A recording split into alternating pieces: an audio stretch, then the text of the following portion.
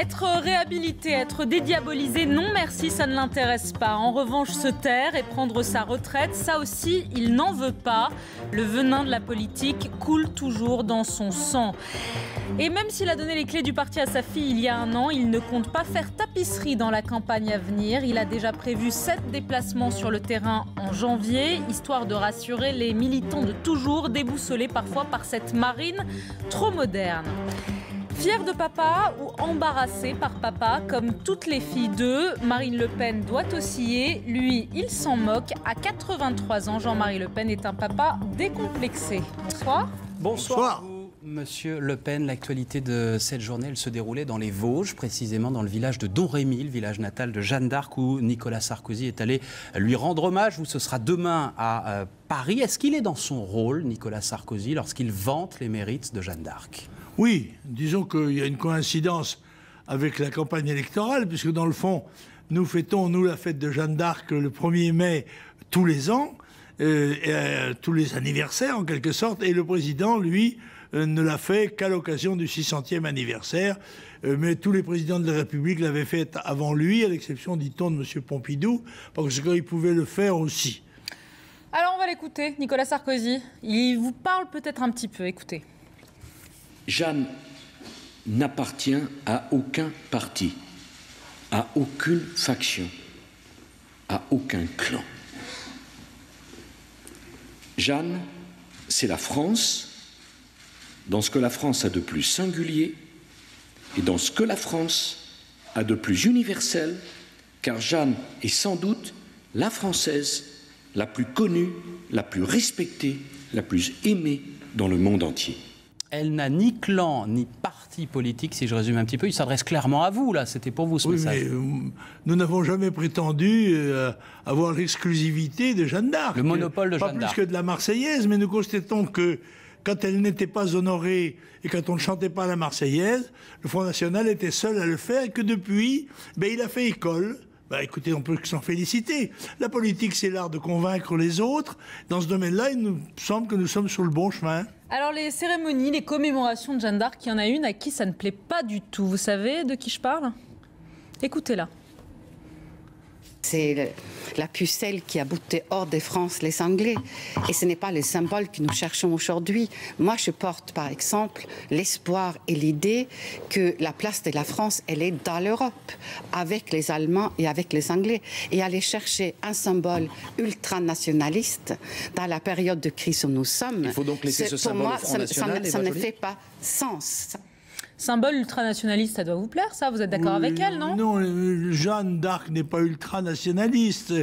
C'est le symbole de la France. À peu près tout le monde le reconnaît, sauf Madame Joly, qui a dû découvrir son existence il y a quelques semaines ou quelques mois. Non, je pense qu'elle la connaissait elle avant, apprend l'histoire de France, quand même, au fur et à mesure qu'elle fait sa campagne électorale. C'est forcément un défaut d'histoire de France si on n'apprécie pas Jeanne d'Arc ? Écoutez, d'après ce qu'a dit le président, et là je suis assez d'accord avec vous, avec lui, je suis rarement d'accord avec lui, mais là je suis d'accord quand il dit que pratiquement c'est un hommage unanime. Tous les Français, de quelque opinion qu'ils soient, sous différents angles de l'action de Jeanne d'Arc, considèrent qu'elle est en effet la figure historique la plus représentative, la plus expressive, la plus sympathique, la plus attachante de toutes les figures politiques du pays. Alors Marine Le Pen en parlait hier justement de Jeanne d'Arc et de Nicolas Sarkozy. C'était au journal de 20h, France 2. Jeanne d'Arc appartient à tous les Français. Ça, c'est une première chose. Mais je vois bien que Nicolas Sarkozy court après moi. Et qu'il risque de vous manger la laine sur le dos. Il faut qu'il sache que j'ai des convictions plus fortes, que j'ai un cœur plus pur et que j'ai des jambes plus longues. Et par conséquent, il va avoir beaucoup de mal, je crois, à me rattraper. Cœur plus pur. Vous pouvez nous expliquer, on n'a pas très bien compris. Parce que jambes plus longues, peut-être, sûrement, que Nicolas Sarkozy, mais cœur plus pur. Ça veut dire plus sincère, mettant plus ses actes comment dirais-je, en ligne avec ses promesses ou ses pensées. Donc c'est une pureté de caractère, pas une pureté de sang ou... Si vous voulez que ce soit une pureté de caractère, moi je veux bien. Je ne pense pas que Marine Le Pen, qui est mère de 3 enfants, prétendait être vierge comme Jeanne d'Arc. Ah, bon. C'est une information. Il y a une polémique, Jean-Marie Le Pen, qui a accompagné historiquement le Front National à chaque élection présidentielle, c'est celle sur le nombre de parrainages. Est-ce que vous pouvez nous dire aujourd'hui à combien Marine Le Pen a, alors non pas de parrainage, hein, pour l'instant on en est dans les promesses, combien vous en avez sur la table? Si quelqu'un doit le dire, c'est elle, mais elle a très solennellement, dans une conférence de presse, annoncé qu'elle était assez loin du chiffre qui était exigé et que cela constituait d'ailleurs, dans le fond, un grand problème politique et constitutionnel pour la France. Alors Vincent Peillon, du Parti Socialiste, vous répond sur cette question des parrainages. Marine Le Pen, qui vit dans un hôtel particulier et qui est une héritière, passe sa vie à se plaindre parce qu'elle veut représenter la France qui souffre. On nous a déjà fait le coup des signatures. Elle le fait à chaque fois. La victimisation. Elle aimerait être une victime. Elle n'est pas une victime. Elle aura ses signatures et ça n'a, je dois dire, pas beaucoup d'importance. Pourquoi ? Voilà. Est-ce que c'est de l'intox, en gros? C'est ce que vous dit, Vincent? Oui, monsieur Peillon, sans doute, habite un appartement beaucoup plus luxueux que celui de Marine Le Pen dans les communs de Montretout, c'est sûr. Mais c'est de bonne guerre, après tout. Il est normal d'être riche quand on est socialiste. C'est même la meilleure manière de faire passer la pilule. C'est pas un peu éculé, j'ai pas de parrainage, j'ai pas suffisamment de signatures? C'est vous qui lui avez conseillé parce que tous vous les journalistes sérieux, vous aviez en l'habitude 2002 de le dire. et en 2007, ont pu constater que nous avons obtenu le nombre de parrainages nécessaires à très courte distance de la date fatidique. Que vous avez déposé le nombre de signatures nécessaires, Oui. mais on ne sait pas si vous en aviez d'autres en retrait dans la poche. Moi, je suis Personne ne peut savoir. Moi, je ne suis pas un truqueur, moi. Ces gens-là qui parlent comme ça sont des truqueurs. Ils ont l'habitude de truquer, pas moi. Nous disons la vérité. Et si M. Peillon est prêt, au cas où nous n'aurions pas les signatures, à verser 1 million d'euros, banco. Mais alors qu'ils prennent cette décision et cet engagement. Est-ce que vous imaginez la présidentielle sans Marine Le Pen? Eh bien, écoutez, ça me paraîtrait créer un événement d'une gravité exceptionnelle. Ça assurerait probablement, en tous les cas, la défaite de Nicolas Sarkozy, à peu près sûrement, et peut-être qu'un certain nombre de gens souhaitent cette chose-là. Pourquoi? Parce que vous pensez que les électeurs de Marine Le Pen, ils iraient voter à gauche? Ah non, mais je pense qu'ils battraient, ils auraient à cœur de battre Sarkozy. Parce que ne ce serait-ce serait qu'en la faute de Sarkozy. ne serait-ce qu'en restant chez eux. Parce que ce serait la faute de Sarkozy si Pardon ? parce que c'est la faute de Sarkozy si vous n'avez Et pas bien vos signatures. évidemment, c'est le gouvernement qui aura la possibilité de changer cette législation qui est aberrante. Tout le monde le reconnaît. À chaque élection, on dit on va le changer parce que c'est pas normal, etc. Il est scandaleux qu'une partie de l'élection présidentielle qui doit se dérouler au scrutin secret se déroule dans sa première partie au scrutin non secret. C'est anticonstitutionnel d'ailleurs. Nous avons saisi le Conseil constitutionnel à travers le Conseil d'État pour qu'il tranche la question. Nous allons bien voir d'ailleurs la qualité de sa vertu républicaine et démocratique. Ça va faire 1 an que Marine Le Pen a pris la tête du Front National, a été élue à la tête du Front National. Elle va souffler sa première bougie. Quel regard vous portez, vous qui avez été président de ce parti, qui êtes aujourd'hui président d'honneur, quel regard vous portez sur les 1 an, quel bilan sur les 1 an de Marine Le Pen à la tête du FN? Eh bien, je trouve que Marine Le Pen a assuré le rebond du FN après la petite baisse de tension de 2007, n'est-ce pas, où j'avais quand même fait plus de 10% tout de même aux élections présidentielles. Eh bien, nous avons doublé, je crois, le nombre de nos adhésions dans le courant de l'année, sur le plan Front National proprement dit, et sur le plan de la campagne électorale. Marine Le Pen, avec des moyens 100 fois inférieurs à ceux de ses adversaires socialistes et UMP, eh bien, fait un assez beau parcours, je dois le dire. Est-ce qu'il y a des points ou un point précis qu'elle doit encore améliorer, travailler dans son discours, dans son idée, dans ses projets? Est-ce que vous lui glissez un conseil récurrent à l'oreille à votre fille? Non, je lui avais conseillé de porter plutôt, en effet, des jupes que des pantalons. Elle a suivi mon conseil et j'ai pu constater hier à la conférence de presse qu'elle était d'une particulière élégance. Sérieusement ? Elle a la chance d'avoir des jolies jambes, c'était pas de raison de ne pas les montrer. Pourquoi des jupes plutôt que des pantalons? Quel est l'intérêt? Ça rapporte des voix? Elle fait plus féminine, ça n'est pas... je crois que ça lui va mieux. C'est mon sentiment. Maintenant, on est libre de penser autrement. Est-ce que vous lui avez également conseillé de ne pas oublier le thème de l'immigration? Non, mais je crois qu'elle ne l'oublie pas.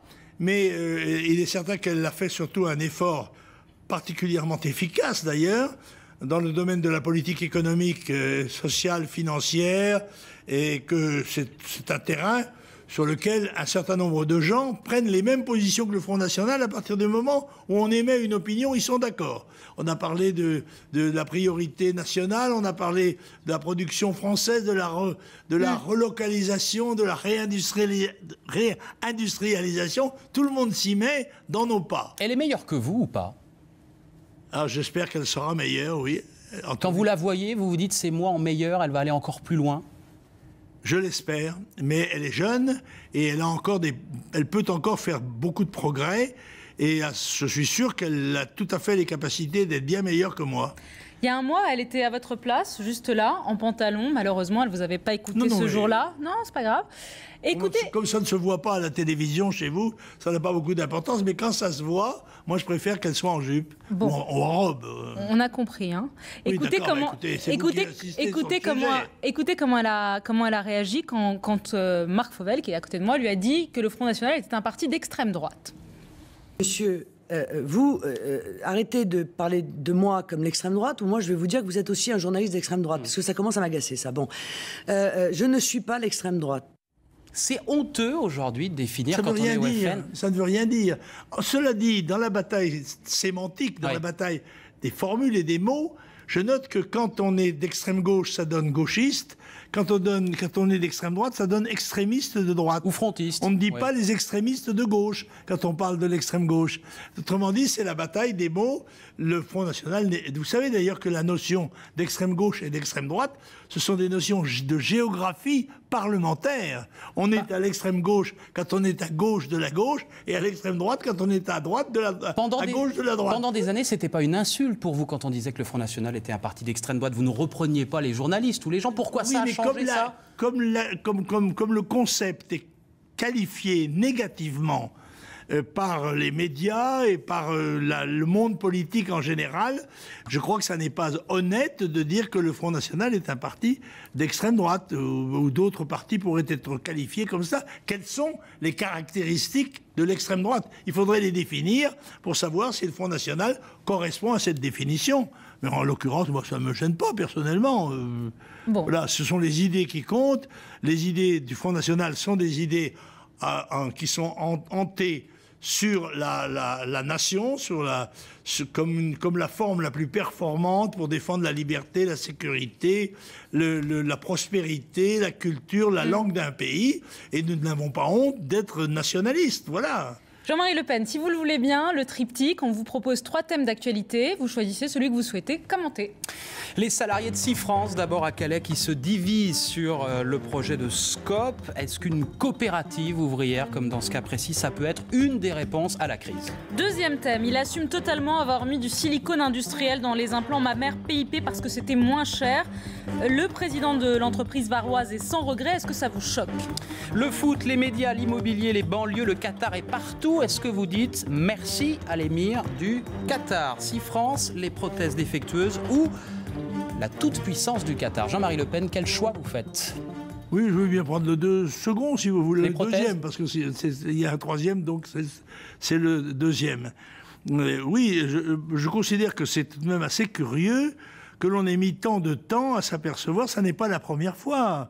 Dans un certain nombre de domaines médicaux, on s'est aperçu que les organismes de contrôle et de surveillance ne remplissaient pas leur mission.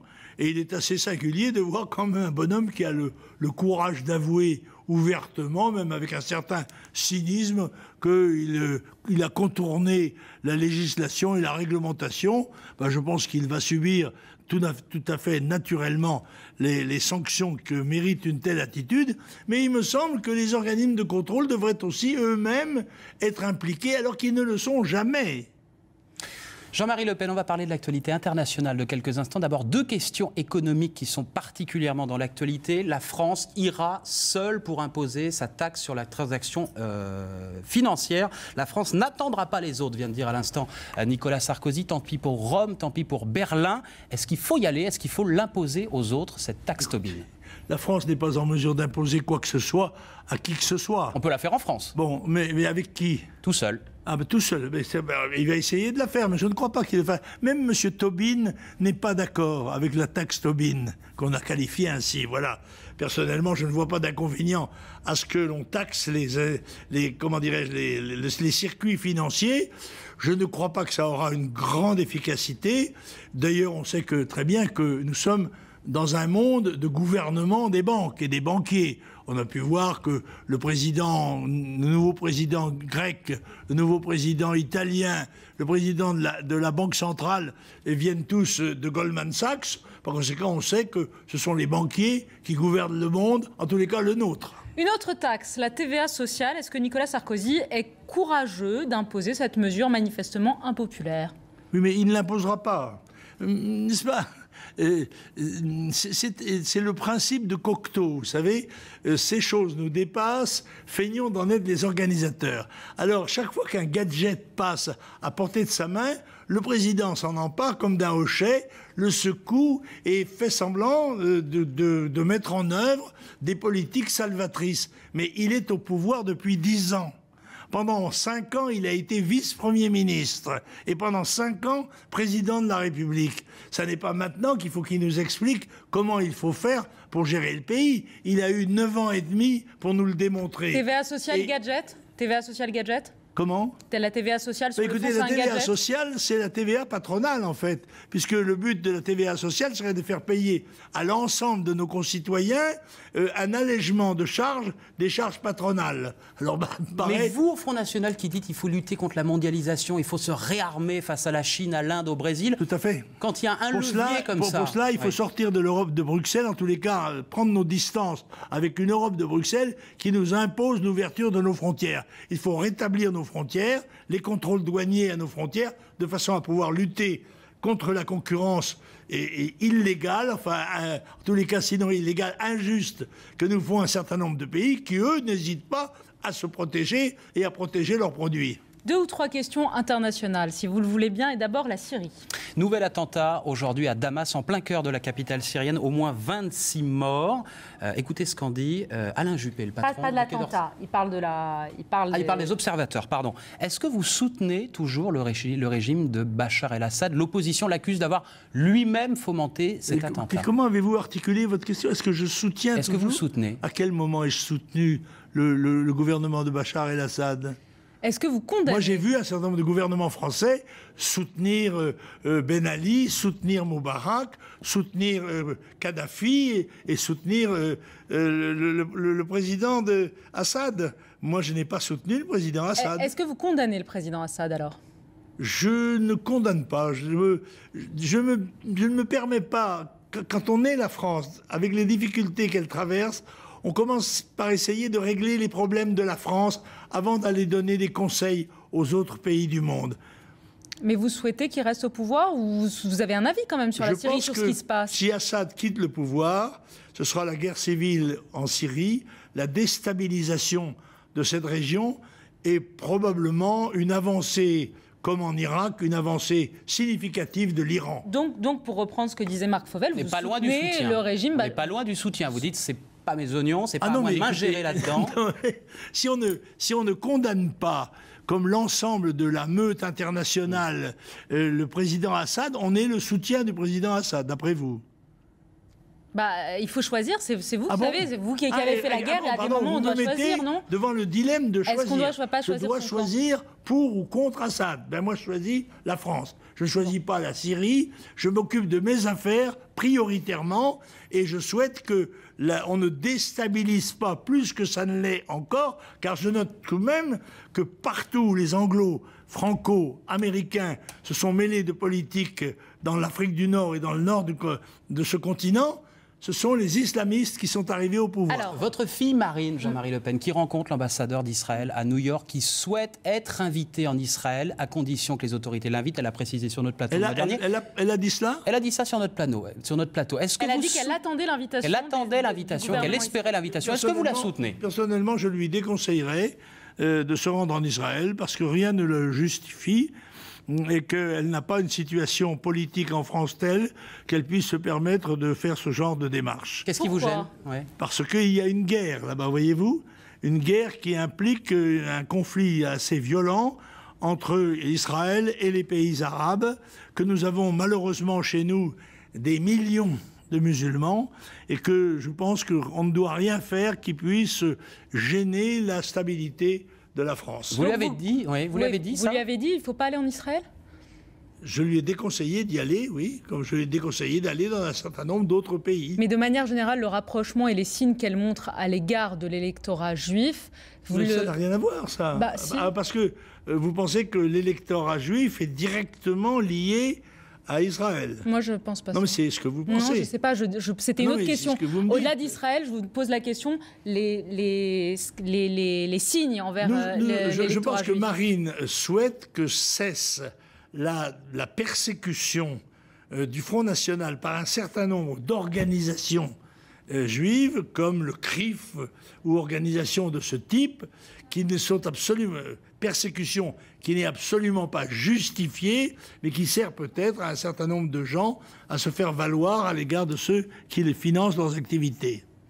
Merci à vous, Jean-Marie Le Pen, d'avoir accepté l'invitation d'Élysée 2012 de et m'avoir d'ITV invité. Merci à vous. ce soir.